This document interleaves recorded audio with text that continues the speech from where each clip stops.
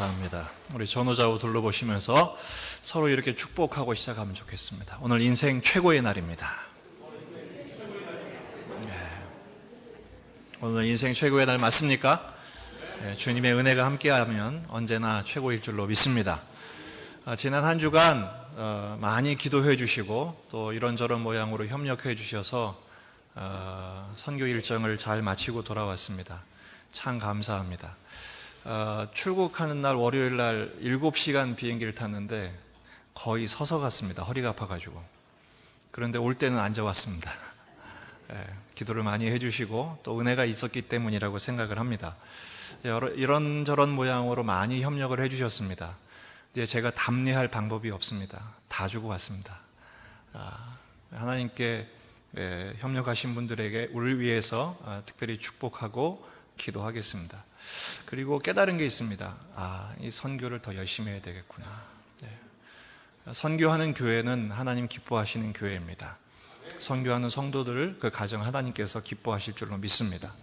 우리의 선교 비전이 더 구체적이고 또 확장되기를 주의 이름으로 축원합니다. 오늘 말씀을 생각해 보도록 하겠습니다.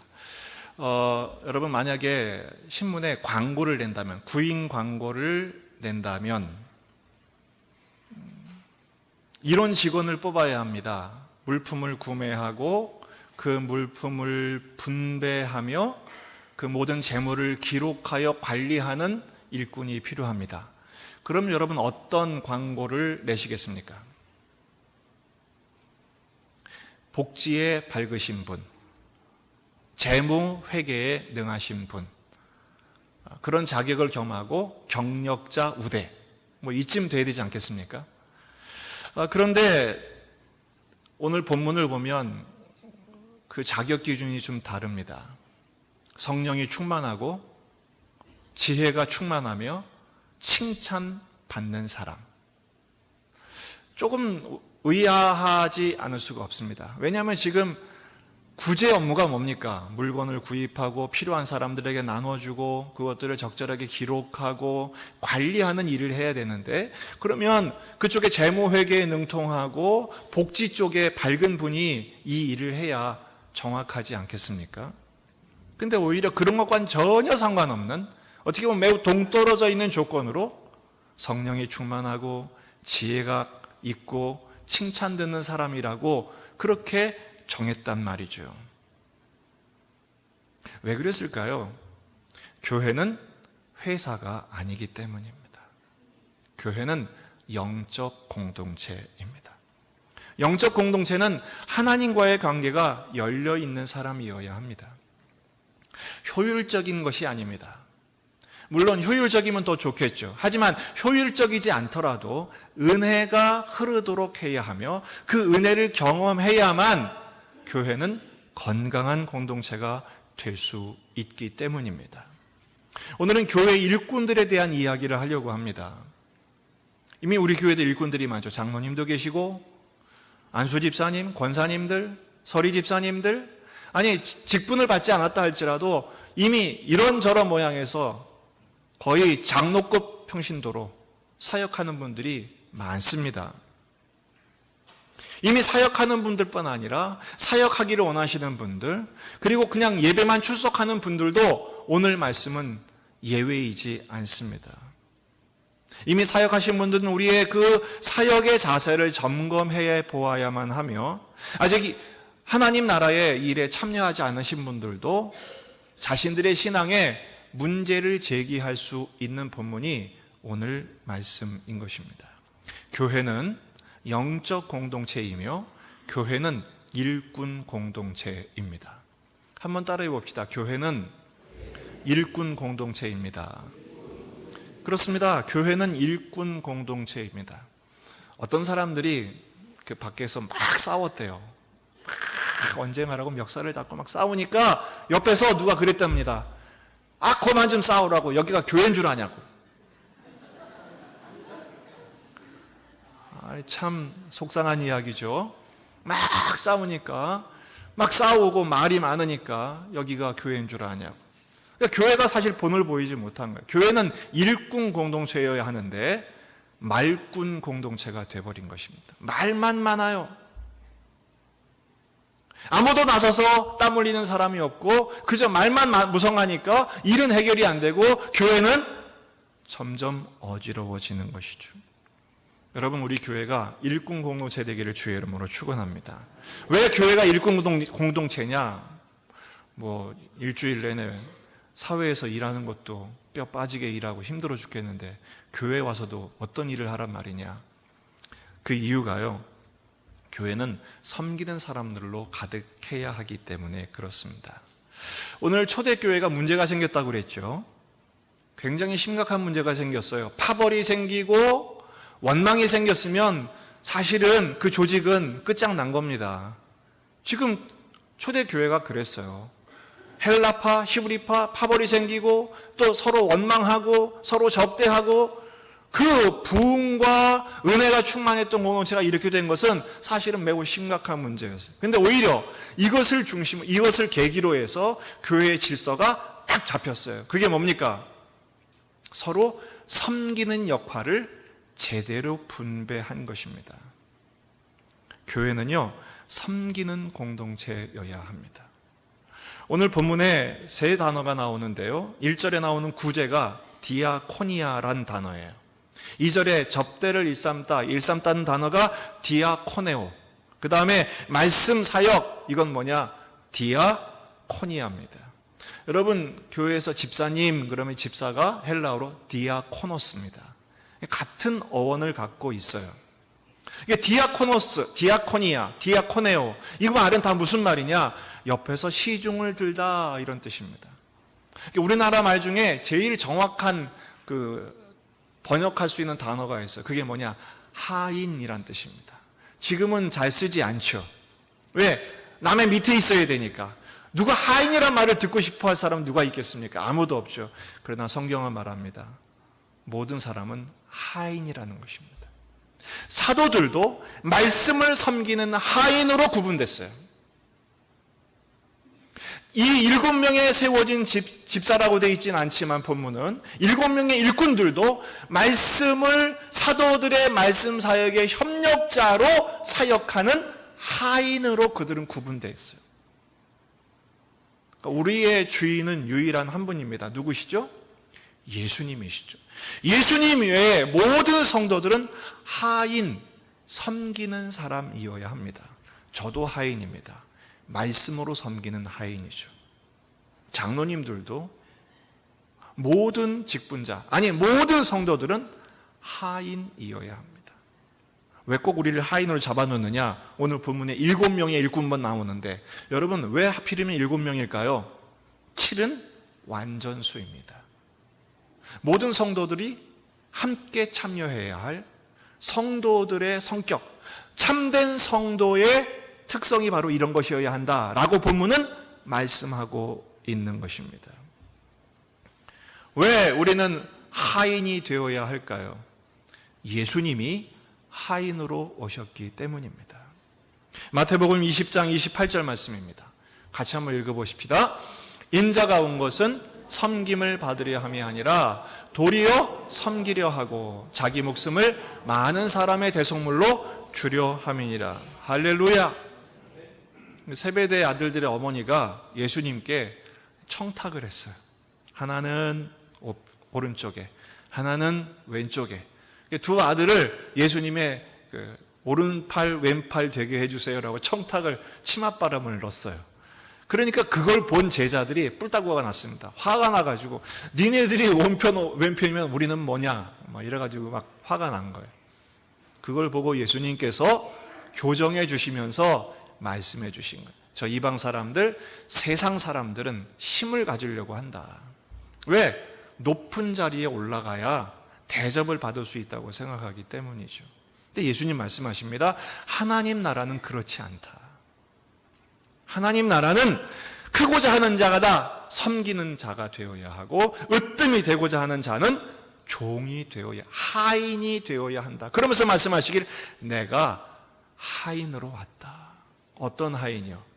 자신의 몸을 많은 사람을 위한 대속물. 여러분, 희생 제물은 어떻게 드려져야 합니까? 죽어야 합니다. 예수님은 이 세상의 모든 사람의 하인으로서 우리를 섬기시기 위하여 당신을 죽여주시러 오신 것이죠. 그러니까 그 주님을 주인으로 섬기는, 그 예수님을 우리의 구주로, 메시아로 믿는 사람들이라면 예수님을 닮아야죠. 예수님이 어떻게 사셨어요? 하인으로 사셨어요. 그러니까 우리는 어떻게 됩니까? 하인이 되어야 합니다. 첫째는 주님의 하인이요, 둘째는 서로의 하인으로 섬기는 자가 되어야 합니다. 우리 교회도 많은 분들이 일꾼으로 사역을 하십니다. 저도 때로는 굉장히 좀 일 중독적인 성향이 강해서 많은 일을 했습니다. 열심히 했습니다. 근데 일을 하다가 갑자기 뒤통수를 얻어맞는 순간이 있었어요. 주님이 그렇게 말씀하시는 것 같아요. 야, 너는 그렇게 열심히 일하는데 도대체 누구를 위해 일하고 있니? 무슨 말씀이세요? 내가 주님을 위해서 이렇게 일하는데 잠도 못 자고 먹을 것도 못 먹고 이렇게 열심히 일하는데 무슨 말씀이세요? 나는 네가 그렇게 많은 일을 하는 거 원치 않았는데. 그 말을 듣는 순간 뒤통수로 얻어맞은 것 같았어요. 주님을 위해 일한다고 했는데 사실은 내가 하고 싶은 일을 하고 있었던 거예요. 내가 많은 일을 하고 열심히 일을 하고 일을 잘하는 것으로 사람들에게 칭찬받고, 와, 목사님 멋있어요, 목사님 훌륭해요, 어쩌면 그렇게 잘하세요, 그런 말을 듣고 싶어서 일을 하고 있었던 거예요. 실상 나의 주인이신 주님은 다른 걸 생각하고 계셨는데, 그때 제가 아차 싶은 게 있었던 거예요. 그게 뭡니까? 주님의 하인이 아니라 내 자신의 명예를 위한 노예가 되어버리고 말았던 것입니다. 혹시 그런 잘못된 생각에 사로잡힌 분이 계십니까? 우리 교회는 저 하나로 족하기를 바랍니다. 주님의 일꾼들 되시기를 주의 이름으로 축원합니다. 우리는 섬기는 사람, 우리는 일꾼입니다. 두 번째, 교회 일꾼은요, 어떤 사람이냐? 성령과 지혜로 섬기는 사람입니다. 형제들아, 너희 가운데 성령과 지혜가 충만하여 칭찬받는 사람들을 택하라, 이렇게 말씀하고 있어요. 성령 충만, 지혜 충만. 여러분, 성령 충만의 특징이 뭐예요? 막 열심히 하고 눈에서 광선이 나가고 슉슉슉슉 막 이 발음이 세고, 이게 성령 충만입니까? 지혜 충만, 막 머리가 돌아가고, 어떤 사람은 막 눈 돌아가는 소리가 들리잖아요. 지혜롭고 계산이 빠르고, 그게 지혜 충만입니까? 그건 우리 생각이고요. 원문 그대로 제가 지극해 볼까요? 성령의 다스림을 받고 성령님이 주시는 지혜로 살아가는 사람이라고 인정받은 사람을 말해요. 여러분, 만약에 주차관리 봉사를 한다고 그러면 어떤 사람이 하면 제일 적합할 것 같아요? 운수업에 종사하는 분들이 맡으면 좋을 것 같잖아요. 택시, 트럭, 버스 이런 기사분들이 하면 제일 좋을 것 같잖아요. 그렇지 않습니다. 그런 분들이 성령의 다스림을 받지 않고 사역을 하게 되면 다툼이 일어납니다. 화가 나요. 왜요? 그분들보다 운전 잘하는 사람이 어디 있겠어요? 없잖아요. 다른 사람들이 운전하고 주차하는 거 보면 화가 나지 않겠습니까? 교회 일은 세상의 전문성을 가지고 들어오면 반드시 분란이 생깁니다. 교회 일은 세상의 전문적인 기술과 지식으로 되는 것이 아니라 성령의 통치, 이 다스림이라는 게 뭐예요?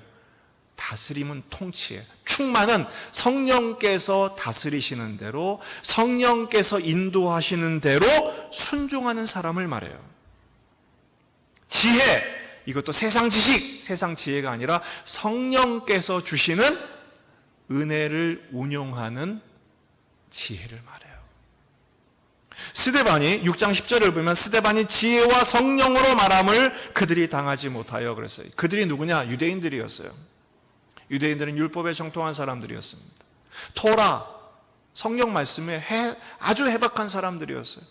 그런데 이 스데반은 헬라파 유대인이었음에도 불구하고 그 유대인들이 감당을 못하는 거예요. 막 거짓 증인을 사고 사람을 매수하고 막 조직을 충동해서 이 스데반을 입을 막으려고 했는데 그들이 당해내지를 못했어요. 왜 그랬을까요? 성령께서 지혜를 주셨고 성령께서 이 스데반에게 말씀을 주셨기 때문입니다. 여러분, 우리도 어떤 분은 그래요. 이런 걸 좀 해주시면 어떨까요? 부탁을 하면 나는 할 줄 모른다고, 나는 할 수 없다고. 물론 그렇죠. 겸손하게 보면 당연한 것입니다. 하지만 믿음으로 순종하면, 성령님의 인도하심에 순종하면 성령께서 지혜도 주시고 은혜도 주시고 능력도 주실 줄 믿습니다. 그러니까 사실은 능력보다 중요한 게 뭐냐? 교회 일꾼은요, 능력보다 순종이 중요합니다. 근데 순종보다 중요한 게 있습니다. 그게 뭘까요? 따라합시다. 순종보다 중요한 것은 청종입니다. 청종이란 말은 잘 요즘 안 쓰죠. 정종이 아닙니다. 청종입니다. 청종은 뭡니까? 잘 듣는 것입니다. 잘 듣는 것입니다. 고린도전서 4장 1절을 보면 우리를 일꾼을 맡은 자로 여기라고 말씀하죠. 여기서 일꾼, 그 일꾼은 뭐냐면 배 밑에서 노젓는 사람을 말해요. 여러분, 그 명랑이라는 영화 보셨죠?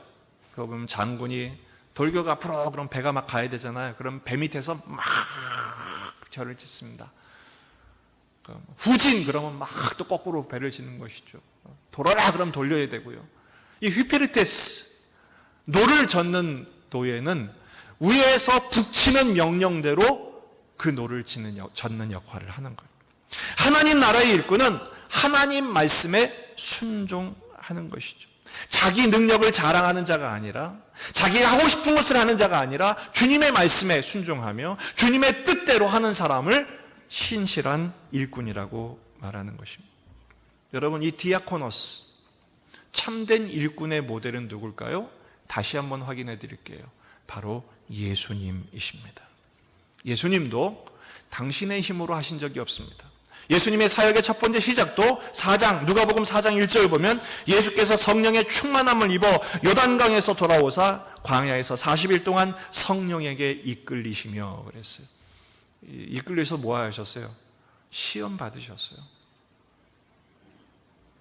예수님의 사역도 성령의 이끌리심을 받아 순종하는 사람, 성령의 다스림을 받으셨고, 요한복음 13장에서도 그 디아코노스의 섬김의 모델을 자청하십니다. 요한복음 13장 12절에서 15절 말씀 함께 같이 읽어보십시다. 그들의 발을 씻으신 후에 옷을 입으시고 다시 앉아 그들에게 이르시되 내가 너희에게 행한 것을 너희가 아느냐? 너희가 나를 선생이라 또는 주라 하느니 너희 말이 옳도다. 내가 그러하다. 그러나 주와 또는 선생이 되어 너희 발을 씻었으니 너희도 서로 발을 씻어주는 것이 옳으니라. 내가 너희에게 행한 것이 너희도 행하게 하려 하여 뭐를 보였노라? 본을 보였노라. 본을 보였노라. 이 순간이 언제나 예수님이 잡히시기 전날밤입니다. 성만찬을 하셨어요. 그 순간에도 제자들은 다투고 있었습니다. 네가 높으냐 내가 높으냐, 내가 너보다 못한 게 뭐가 있냐, 막 다투고 있었어요. 예수님께서 어떻게 하십니까? 식사하시다 마시고 허리에 수건을 동이시고 제자들의 발을 씻어주세요. 여러분, 여기서 발을 씻어주신 것으로 이제 세족식을 하잖아요. 우리가 하는 세족식은 그냥 의식이고요. 유대인들의 발바닥이 어땠을까요? 제가 이번에 네팔에 가가지고 그 현지인들의 발바닥을 보면서 그 생각이 있어요. 주님이 씻어주신 발이 저렇겠다. 어떤 분들이 제가 사진을 중간에 올렸더니 목사님 거기는 미세먼지 없으시죠? 거긴 미세먼지는 없어요. 근데 흙먼지가 대단합니다. 오죽하면 중간에 불이 났거든요. 산불이 났는데 이 나무하고 풀들이 잘 타지가 않아요. 먼지로 가득 덮여 있어가지고 타닥타닥 말아요. 거기를 다닌 발을 주님이 쓰셨다는 거예요.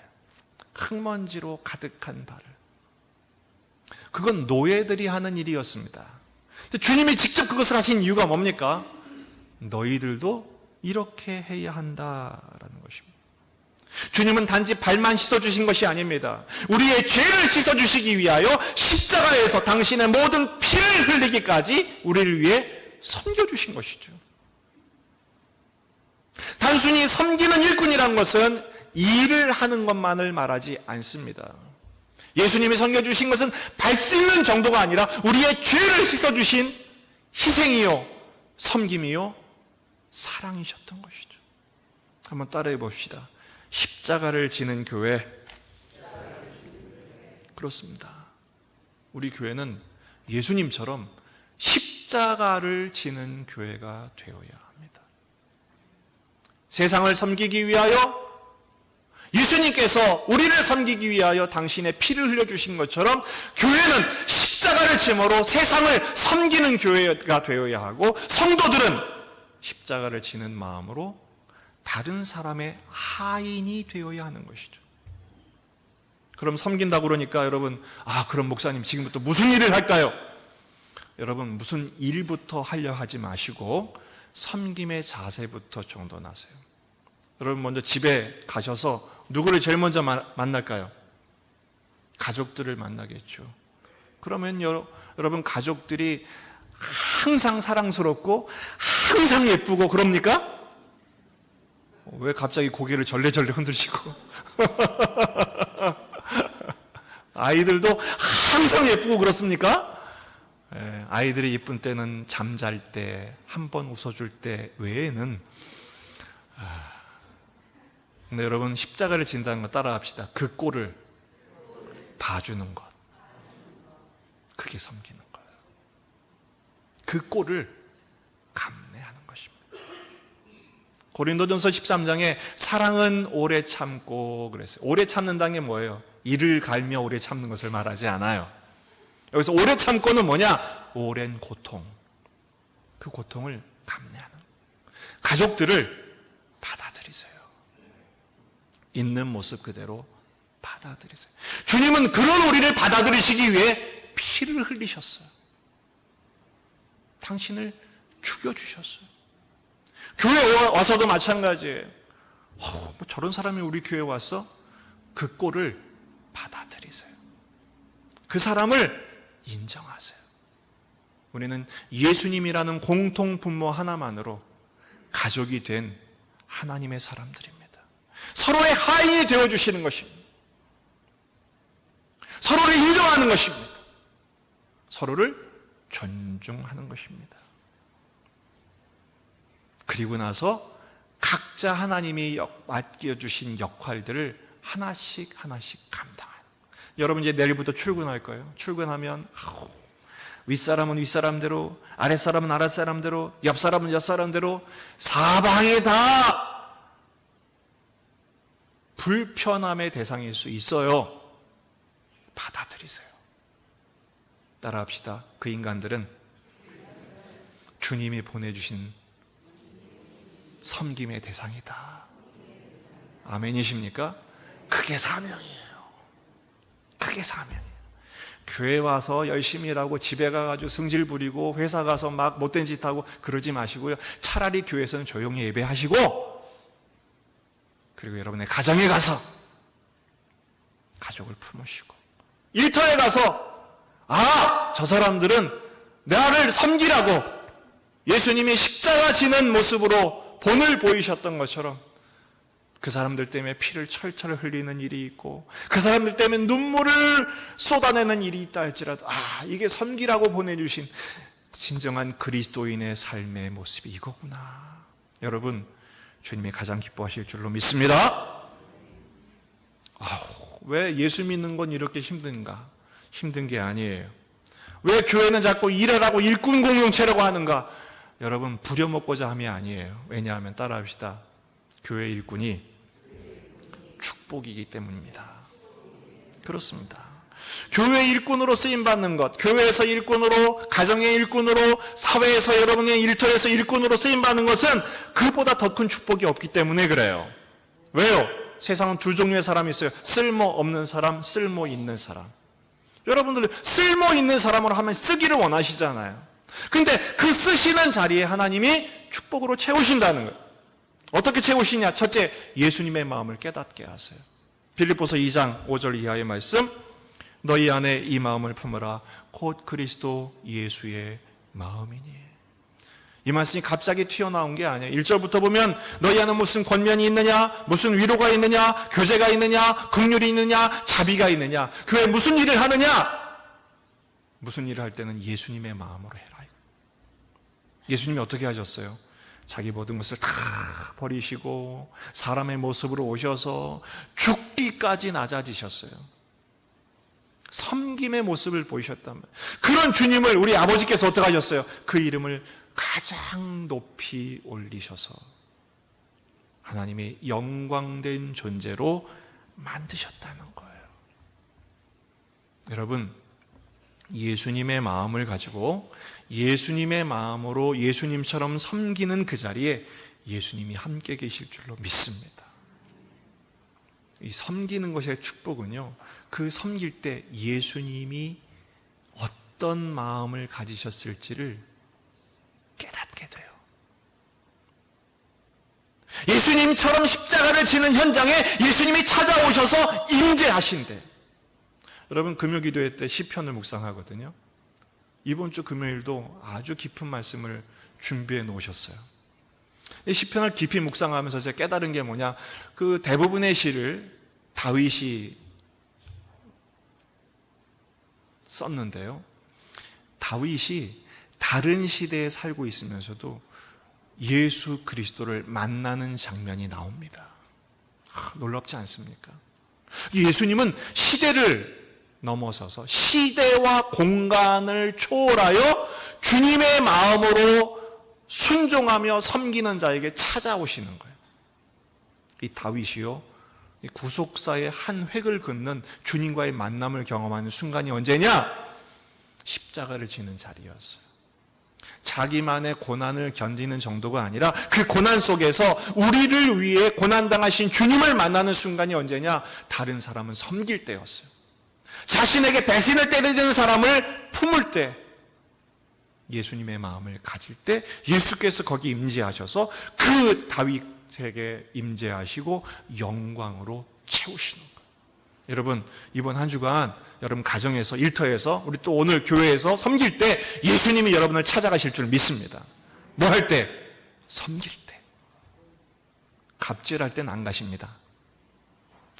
뭐 할 때? 섬길 때. 뭐 할 때? 손해 볼 때. 아주 유명한 노래 있잖아. 피, 땀, 눈물.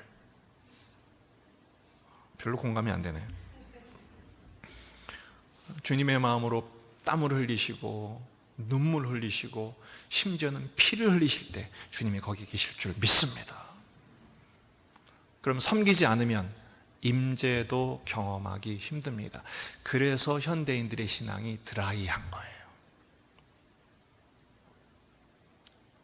제가 지난주에 오랜만에 저도 외출을 했잖아요. 여러분도 외식했죠?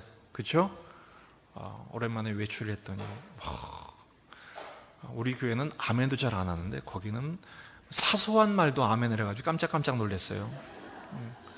그래서 저는 밖에 나가면 대접을 받고 여러분, 주님의 임재를 경험하는 섬김의 삶을 사시기를 주의 이름으로 축원합니다. 두 번째는 성령님의 능력을 체험하게 됩니다.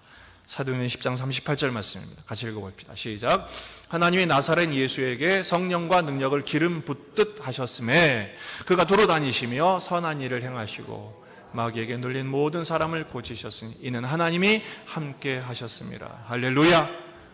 예수님도 성령의 능력으로 힘 입으셨어요. 선한 일을 행하셨다는 것은 섬기는 사역을 감당하셨다. 놀라운 것은 섬기는 사역을 감당할 때 하나님이 함께 하셨다는 것입니다. 하나님이 함께 하시는 인생이 되기를 축원합니다. 하나님이 함께 하셨다는 건 뭐예요? 성령과 능력으로 기름 부듯, 이건 성령 충만이라고 그래요. 결국 섬기는 자의 삶을 살 때 성령 충만함을 경험하게 되는 거예요. 성령 충만할 때 섬기게 됩니다. 섬기니까 더 성령 충만해집니다. 그러니까 어떻게 됩니까? 이는 하나님이 함께 하신다. 우리의 삶이 하나님이 함께 하시는 삶이에요. 임재를 경험하는 삶. 근데 어떤 분들은 예배를 잘 드리고 나서도 성령 충만한 것이 아니라, 여러분 성령 충만의 반대가 뭐죠? 성질 충만. 성질이 툭툭 튀어나오는 거예요. 화가 잔뜩 나가지고 자기 성질이 나오는 것이죠. 여러분 이번 한 주간 성령 충만하시기를 바랍니다.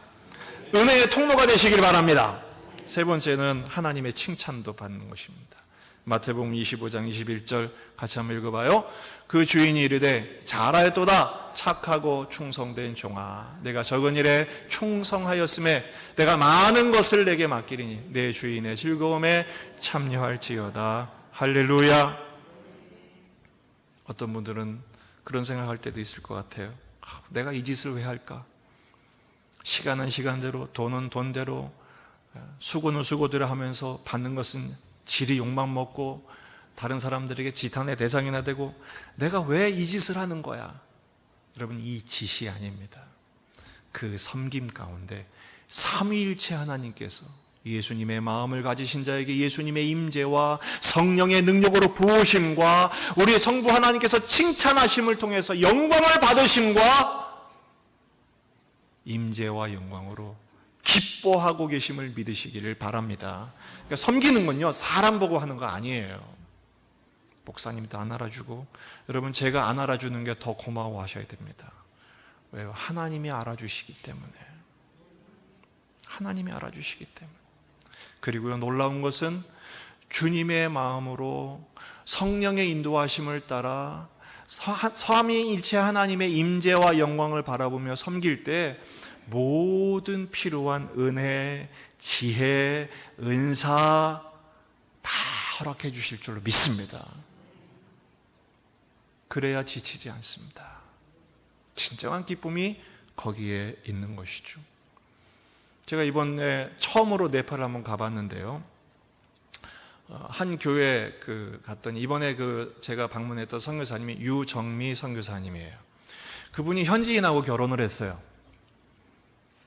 현지인 목사님이에요. 이름이 목단 서일랜드러.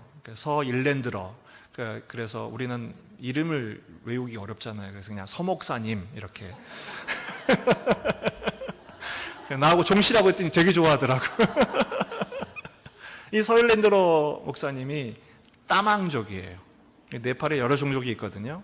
소수 종족에 해당이 되는데, 이 따망족은요, 이 네팔, 인도는 카스트 제도의 영향이 여전히 있어요. 법적으로는 폐지됐지만 그들은 여전히 그 영향을 받고 있어요. 이 따망족은 네 카스트 종족 가운데 제일 밑에 종족이 뭐죠? 그 신분이 불가촉 천민이 수드라 계층이거든요. 따망족이 그 중에 하나예요. 그러니까 그들은 뼛속 깊이 그들은 노예의 어떤 종의 특성을 갖고 있어요. 그러니까 굉장히 성실하죠. 그러니까 이분들이 예수님을 믿고 나니까요, 따망족 교회, 그 서일랜드로 목사님이 따망족 출신이에요. 그 교회는요, 다 섬겨요. 타고난 섬김의 피가 흐르는 거예요. 그러니까 교회를 가면 깨끗하고, 또 교회를 밥도 굉장히 정성 들어 만들고, 그러다 보니까 금방금방 부흥이 되는 거예요. 이 서일랜드러 목사님이 교회를 시작했는데, 그 지역에 50가정밖에 없는데 22가정이 복음화됐어요. 그리고 나서 거기는 예배를 드리러 올 때 산골 지역이잖아요. 예배를 드릴 때 3시간을 걸어가서 예배를 드리고 3시간을 걸어 내려오는 거예요. 이 유정미 선교사님은 그 일을 매주마다 하시는 거죠. 그러니까 너무 머니까 1시간 거리로 잘라서 제자들을 한 명씩 파송하는 거예요. 사역자를, 전도자를 보내니까 그 전도자들이 또 처음에 몇 명으로 시작했다 금방 20명, 30명 되고, 그렇게 지교회가 11개가 생긴 거예요. 왜 그것이 가능했을까? 섬기는 마음이 그들에게는 이미 학습되어 있었기 때문에. 노비라는 비천한 천민이 예수님을 믿음으로 말미암아 영적인 자유함을 얻음과 동시에 여전히 섬기는 정신으로 하다 보니까 교회도 부흥하고 그들로 인생의 진정한 행복을 맛보게 되고 함께 섬기는 기쁨을 누리게 된 것이죠. 그런데 유정민 선교사님이 고백한 것 중에 하나가 뭐냐면 그 선교사님이 개척한 교회는 멜람치 지역에 있는 멜람치 장로교회. 근데 거기는 지금 거기가 15년 된 교회고 20몇 년 된 교회고 그 선교사님이 7년을 섬기는데 부흥이 잘 안 돼요. 왜냐하면 거기는 길리 종족이 있었어요. 이 길리 종족은 누구냐면 이 브라만 계열의 한 계파예요. 이 사람들은 브라만이 뭐죠? 성직자들, 대접받는 계층인 거죠. 교회 와도 예수님을 믿어도 대접받는 게 이렇게 뼛속 깊이 잠재해 있는 거예요. 그래서 제가 그때 깨달은 게 있어요. 나도 혹시 어설픈 길리 종족의 그런 잔재가 있지 않은가.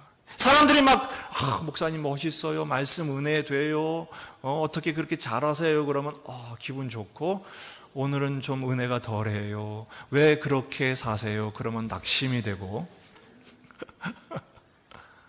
똑같아요. 다르지 않아요. 따라합시다. 섬기는 만큼 은혜가 되고, 섬기는 만큼 성장하고, 섬기는 만큼 영광이 될 줄로 믿습니다. 여러분, 우리 교회는 십자가를 지는 교회가 되어야 합니다. 따라합시다. 십자가 지는 교회. 그렇습니다. 예수님이 십자가를 지심으로 섬긴 것처럼 교회도 세상을 위한 십자가를 지는 교회가 되어야 합니다. 성도들도 십자가를 지는 성도의 삶을 살아야 합니다. 제가 영어를 그렇게 탁월하게 잘하지 못해도 웬만한 건 알아듣거든요. 그래도 이제 그동안 배운 게 있으니까 대충은 알아듣는데 네팔 말은요, 팔 4개를 동원해도 못 알아듣겠어요. 글자도요, 이 빨랫줄 글씨라고 그러거든요. 줄 그어놓고 거기다 이렇게 대롱대롱 매달아놓은 글자인데 한 글자도 못 알아보겠어요. 그러니까 답답하더라고요. 근데 시원한 거 뭐냐면 선교사님이 통역을 해주니까 알겠는 거예요. 그때 깨달았어요. 세상이 왜 주님을 모를까? 세상이 왜 교회 하나님 나라를 모를까? 교회는요, 세상에 십자가로 통역해줘야 되는 공동체인 거예요.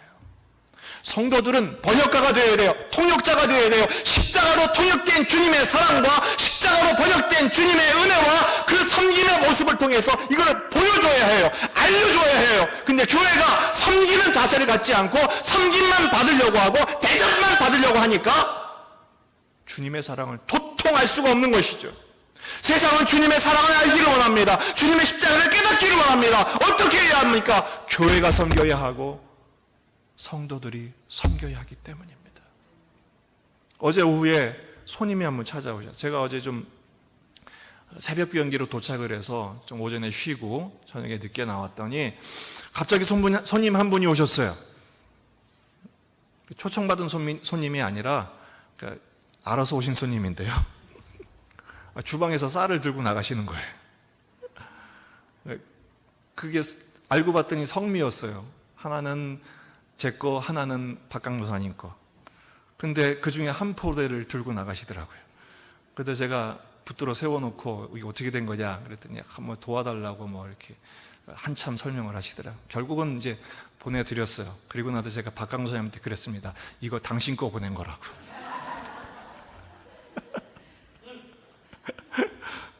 농담입니다만 제가 교정했어요. 내 거 준 거니까 걱정하지 말라고. 여러분, 섬김은요, 희생이 반드시 동반됩니다. 섬긴다는 것은 손해보기를 자청하는 것입니다. 비록 이 땅에서 섬기는 것 때문에 손해를 당하고 피를 흘리고 피눈물을 흘리는 일이 있다 할지라도 그것 때문에 낙심하지 마십시오. 거기 주님이 계시고 주님이 가장 기뻐하시고 주님이 채우실 뿐 아니라 영광을 받으실 줄로 믿습니다. 맡은 자들에게 구할 것은 뭐라고요? 충성이라고요.